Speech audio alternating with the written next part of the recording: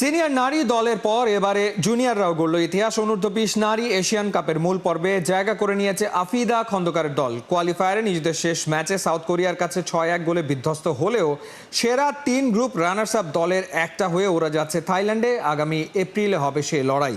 রবিবারের ম্যাচে বাংলাদেশ যদি জয় অথবা ড্র পেত তাহলে গ্রুপ চ্যাম্পিয়ন হয়ে নিশ্চিত করতে পারত অনূর্ধ্ব-20 এশিয়ান কাপে পরের আসরে খেলা।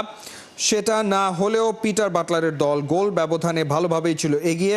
বেস্ট রানার্স আপ হওয়ার ফাইট মূলত চলছিল ই গ্রুপের লেবাননের বিপক্ষে, কিন্তু নিজেদের শেষ ম্যাচে চায়নার কাছে ওরা হেরে বসে 8-0 গোলের বিশাল ব্যবধানে। তাই তাদের গোল ব্যবধান দাঁড়ায় -6 আর +5 গোল ডিফারেন্সে এগিয়ে থাকা বাংলাদেশ কোয়ালিফাই করে এশিয়ান কাপে।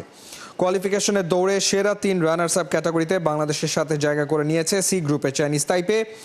এগিয়ে আছে জি গ্রুপের জর্ডানও। রবিবারের ম্যাচে প্রথমে গোল করে সাউথ কোরিয়াকে হারানোর পথেই ছিল বাংলাদেশ, তবে তারপর থেকেই খেই হারা পিটার বাটলারের দল একে একে হজম করেছে 6 গোল। অবশ্য স্বাগতিক লাওসের বিপক্ষে 3-1 আর তিমুর লেস্তের বিপক্ষে 8-0 গোলের জয় থাকায় এমন হারের পরেও আপার হ্যান্ডে থাকে বাংলার বাঘিনীরা।